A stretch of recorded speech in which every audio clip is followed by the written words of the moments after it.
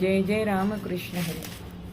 नीतिमत्ता हा मानवी समाजाचा, जीवनाचा आणि पृथ्वीवरील सर्व समूहांच्या जगण्याच्या महत्त्वाचा एक पाया आहे. जगातील सर्व प्रमुख धर्मशास्त्र ही नीतीवर आधारित आहेत. समाज जीवनामध्ये नीतीपेक्षा अनीतीचं प्रमाण वाढलं किंवा नीतिमत्ता आहे असं समजून नीतिमत्तेने वागणाऱ्या लोकसंख्येपेक्षा आणि अनीतीने वागणाऱ्यांचे लोकांचे प्रमाण वाढले की मग समाजाची अधोगती होण्यास सुरुवात होते. आणि ह्याचं उदाहरण म्हणजे महाभारत. एकदा का तुम्ही नीतीच्या मार्गावर चाललात तर तुम्हाला तुमच्या जबाबदाऱ्या, हक्क आणि न्याय याची जाणीव होते, आपोआप होऊ लागते. तुम्ही दुसऱ्यांच्या बाबतीतही तसेच जबाबदारीने वागण्यास प्रवृत्त होता.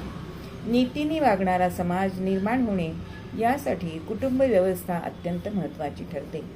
समर्थ रामदासांनी लिहिलेल्या दासबोधात व्यावसायिक आणि व्यावहारिक आयुष्यात कसं जगावं ह्याचे धडेच त्यांनी सांगितलेले आहेत. घरगुती उद्योग असो किंवा कॉर्पोरेट कंपन्या आणि सरकार, सर्वांनाच नीतिमत्ता पाळूनच व्यवहार करावे लागतात आणि तसे केले जावे ही अपेक्षा असते. मानवी प्रगतीचा इतिहास हा पैशाच्या आणि अर्थशास्त्राच्या प्रगतीशी जवळून जोडला गेलेला दिसतो. आणि ज्यावेळी आजच्यासारखी प्रगत बँकिंग व्यवस्था नव्हती त्यावेळी पैशाचे व्यवहार नीतिमत्तेच्याच आधाराने ठरवले जात होते. दिलेला शब्द खाली पडू देऊ नये असं म्हणतात ते उगीच का? अहो, युद्धामध्ये सुद्धा दिलेल्या शब्दाचे मोल हे महत्त्वाचे ठरते. बँकिंग व्यवस्थेचा अलीकडील काळात एक संदर्भ आपण विचारात घेऊया की 2008 या वर्षात अमेरिकेत आलेल्या वित्तीय संकटाने पूर्ण जगावर परिणाम घडवून आणले. हे वित्तीय संकट अमेरिकन व्यवस्थेत तयार झाले ते बँकिंग व्यवसायाच्या नीतिशास्त्राचे नियम न पाळल्यामुळेच.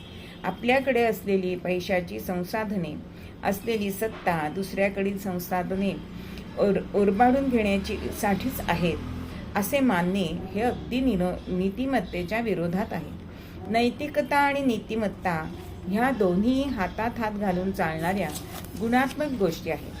गेल्या शतकात घडून आलेली 2 जागतिक महायुद्धे आणि यानंतर झालेल्या शीतयुद्धामागे परस्परांतील अविश्वास, सत्तापिपासू वृत्ती ही प्रमुख कारणे असली तरी खरे कारण राजसत्ता नीतिमत्तेने वागली नाही हेच आहे, हे मात्र आपण लक्षात ठेवायला पाहिजे.